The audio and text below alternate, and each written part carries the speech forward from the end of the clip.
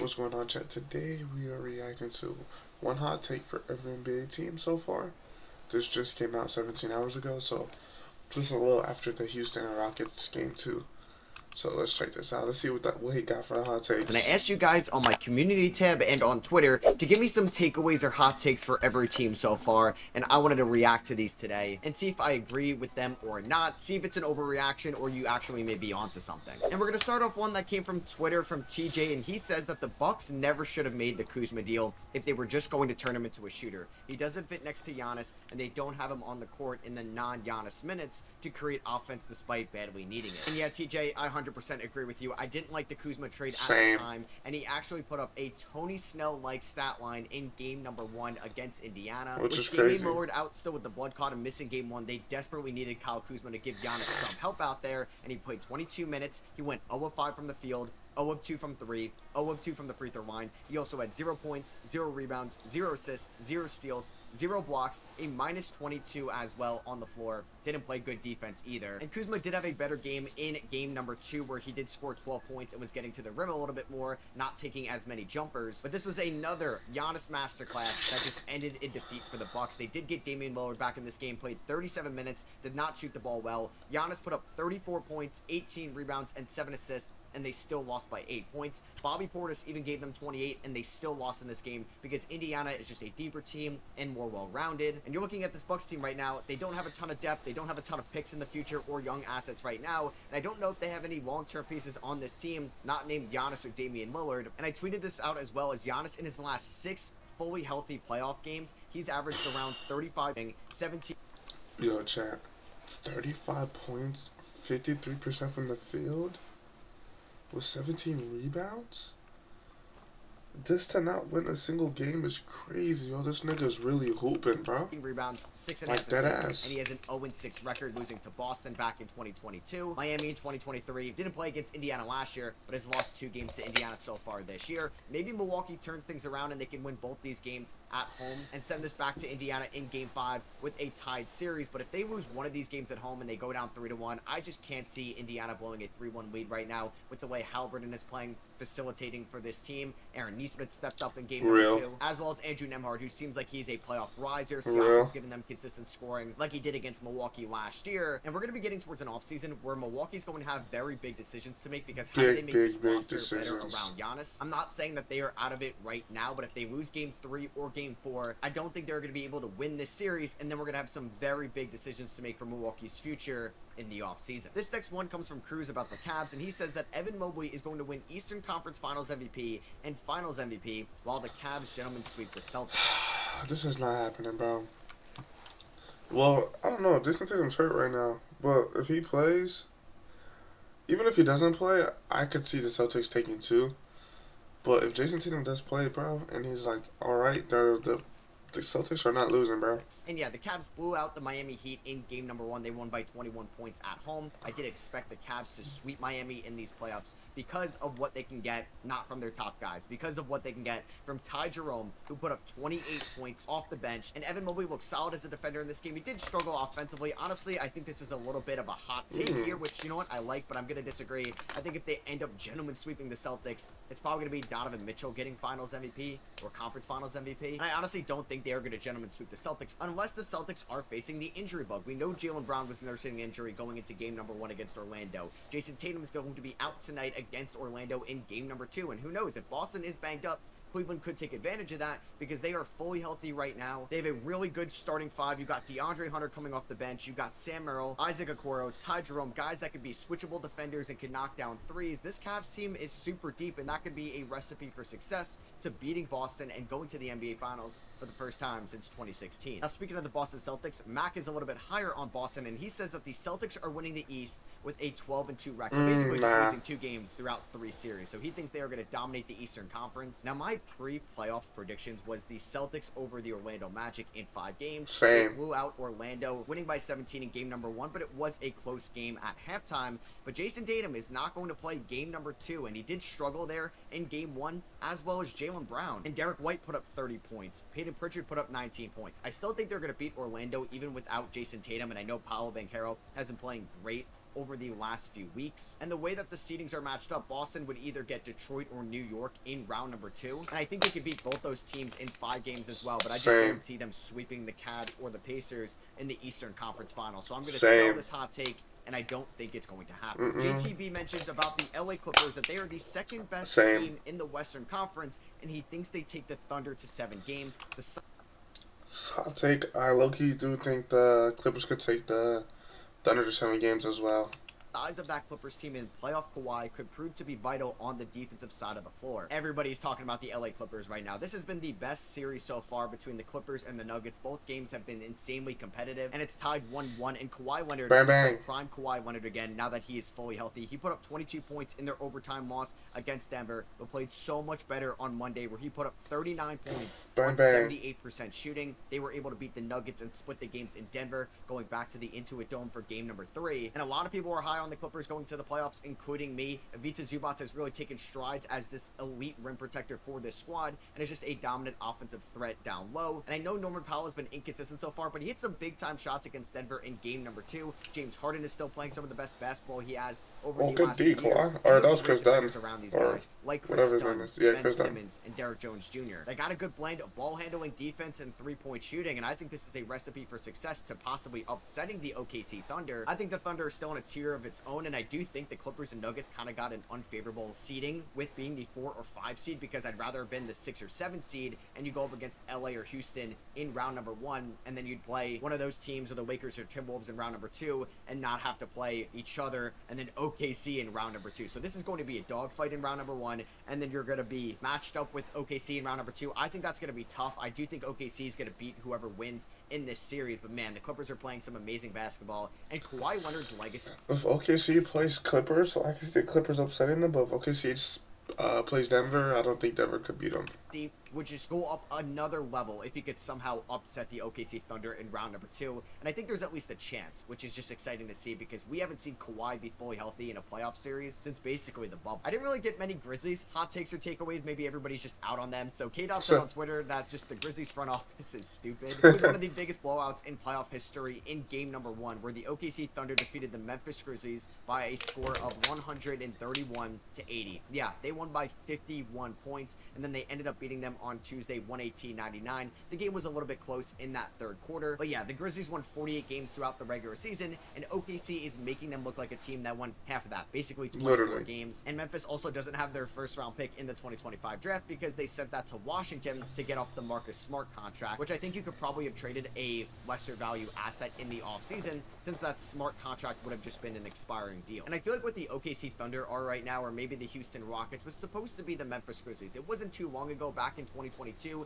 they beat Minnesota in round number 1. They had a good series against Golden State in round number 2. And then in that 2023 regular season, they were a 2 seed in the Western Conference. Yes, they lost to LeBron and the Lakers in round number 1, but the future felt so bright in Memphis. It did. A deep team, all the assets they had. 2024 was a disaster with injuries, but this team won 48 games in a tough Western Conference this year. At one point, they were the 2 or 3 seed in the Western Conference, and then they shocked everybody when they fired Taylor Jenkins late in the year. I don't know why they fired him. This team is gelling well together right now. It looks like there's a clear talent gap between the OKC Thunder, for sure, the best team in the Western Conference, and the Memphis Grizzlies at this moment. And it felt like guys this year like Gigi Jackson and Vince Williams, because of injury or just playing time, really didn't take a step forward. They moved on from Jake LaRavia, one of their first-round picks back in the 2022 draft. Marvin Bagley is playing 11 minutes a night for this team. John Conchar was playing 10 minutes a night in game number 2. And they're asking Scottie Pippen Jr. to play 30-plus minutes. I just don't feel like this Grizzlies team is in a position right now to succeed in the Western Conference. And I feel like they're also going to have some big decisions to make this offseason. Ego says here for the Miami Heat, he's really positive that Tyler Hero bounces back and drops 50 in game number 2, and they split the games in Miami. The series goes to 7 games. It's crazy because, like, no, it's not happening. But this shit low-key almost happened. This nigga, the Heat almost won, bro. And Tyler Hero had like 30-some.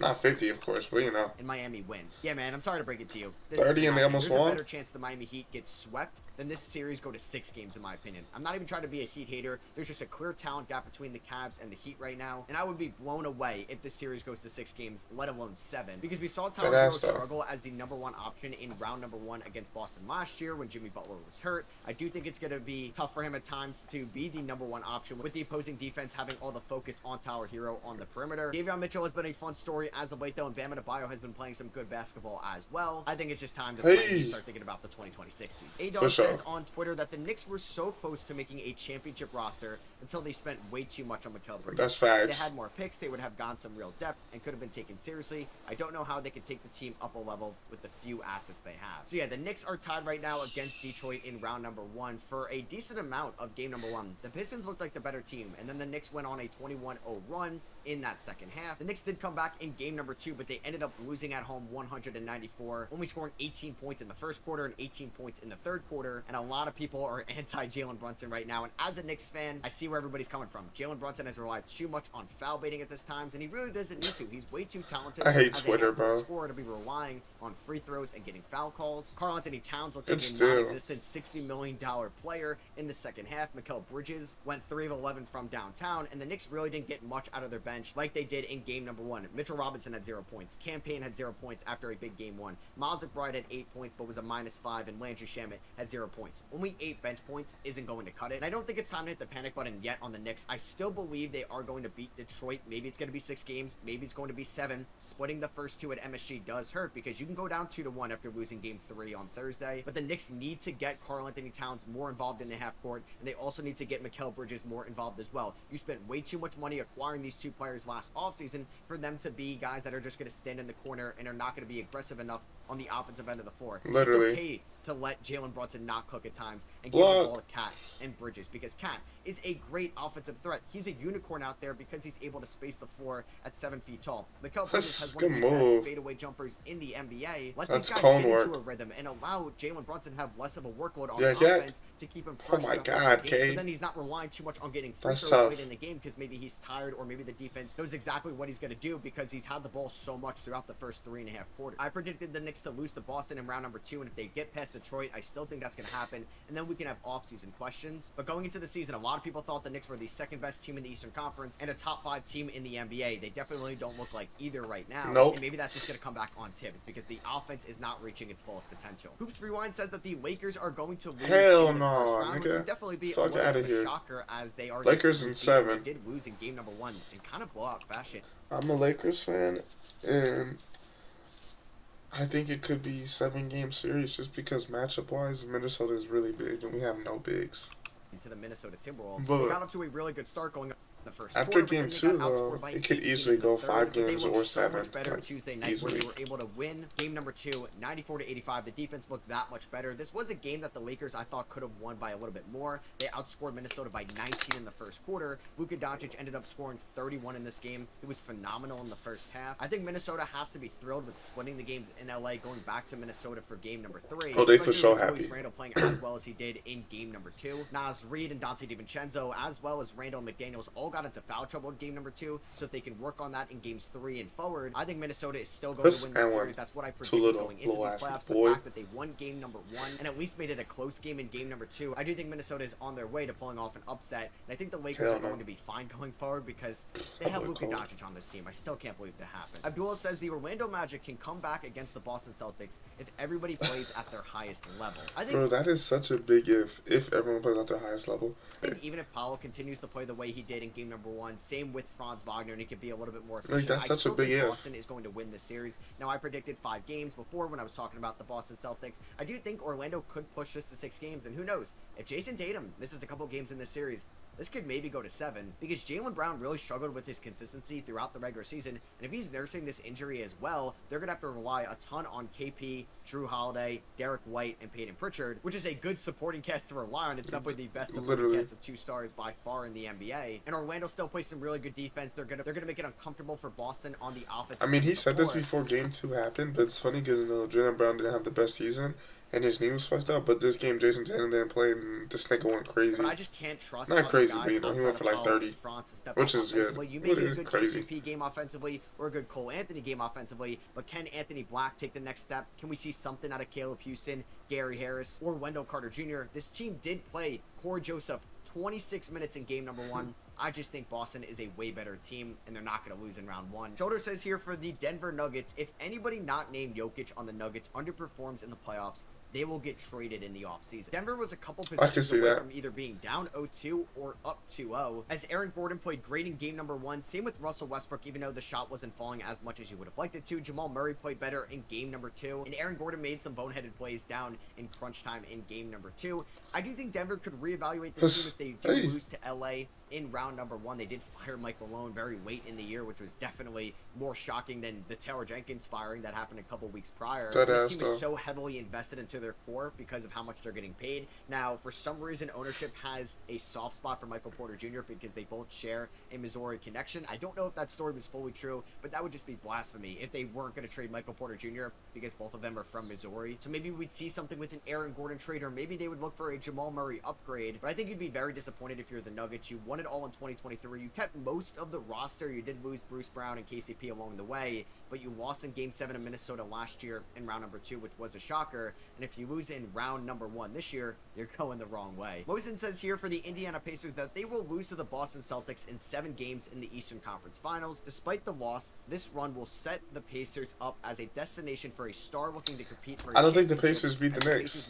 Or no, they won't. The Cavs. My bad. Finally enter the first apron. Now, I always thought of the Indiana Pacers as a dark horse Kevin Durant trade. We know that Kevin Durant lives for basketball, right? And Indiana is one of the more historical basketball states in all of the NBA, and they're set up in a very good position right now in a weaker Eastern Conference to look to get one more scoring option and go all in with Siakam, Haliburton, and potentially KD. But I do think Indiana could pull off an upset in round number 2 again. Who do they even trade?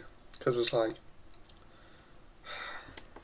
I don't know, me personally, I like Neesmith, you know. He's their defender. If you trade him, you lose your defender. The second defender is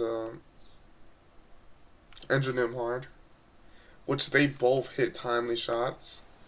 Off the bench, you got Ben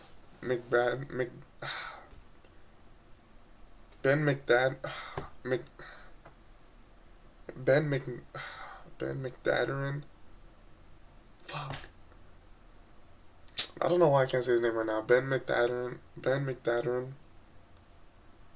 Anyways, you got Ben McDadderin. You guys know what I'm talking about. They got Ben McDadderin off the bench. They have Obi Toppin off the bench. Like, do you trade those two and a couple picks? Or... It's Cleveland. I think if it was Detroit, Milwaukee, or New York against Cleveland in round 2, they all would not have a better chance TJ McConnell off the bench and beating the 1 seed like Indiana would because of their Jarris Walker, because of Walker, their high octane offense and how they can go on a run at any given time. I don't think they would beat Boston in the Eastern Conference Finals, but if they made it to back-to-back Eastern Conference Finals, I do think ownership in their front office would get a little bit aggressive this offseason. I'm not gonna lie, if they could keep their starting 5 and keep TJ McConnell and Jarris Walker, that team is looking nice, because they probably are gonna have to give a Ben just because he's like actually pretty cold and he's coming off the bench, and they could probably see potential. But if they get everyone away, or even if they do get rid of him, and they get rid of him and like Obi Toppin, but if they keep everyone else, the Pacers are looking nasty. I ain't gonna lie, bro. Kevin Durant only having 1. Because then, even though he's on the bench, well, they're both on the bench, but you're shipping them out in a few picks. This Walker dude takes Obi Toppin's minutes now, and they have some more like solid young people, or who's supposed to be solid, who don't get PT, who could possibly get the game. So now you move Nembhard or Neesmith to the bench, and the bench doesn't miss because they're essentially placing him, and then KD's taking that open spot. So the lineup is like Hallie, Neesmith, KD, Siakam, and Miles Turner. When you're left on this deal, That's I think nasty. you got to get to the matching salary, and you can really look to make that win now move and bring Indiana its first NBA title in franchise history. Nolan says here for the Detroit Pistons that they will get past the Knicks in 6 games and take Boston to a game 7. Now shout out the Pistons, man, for looking better than the Knicks for 90% of that game number 1 and beating them in game number 2 for a team that really had relatively no playoff experience for most of their guys outside of veteran complementary pieces like Dennis Schroeder or Malik Beasley or Tobias Harris. And they just play with so much aggression, energy, and motor that this team could definitely pull off the upset and beat the Knicks in 5, 6, or 7 games in round number 1. I don't think they would take Boston to a game 7, but I do think it would be a very competitive 5-game series. It all depends on Boston's health. But Cade Cunningham looks like a true star in this league. He struggled in game number 1, but bounced back in game number 2 and looked like the best player on the floor against the Knicks. For the Houston Rockets, they mentioned if Fred VanVleet and Jalen Green continue to underperform and the Rockets lose in the first round, then neither of them will be on the team next year by the trade deadline. Yeah, I think this is pretty obvious. We know That's that funny. the Houston Rockets are going to be all over Devin Booker, Kevin Durant this offseason.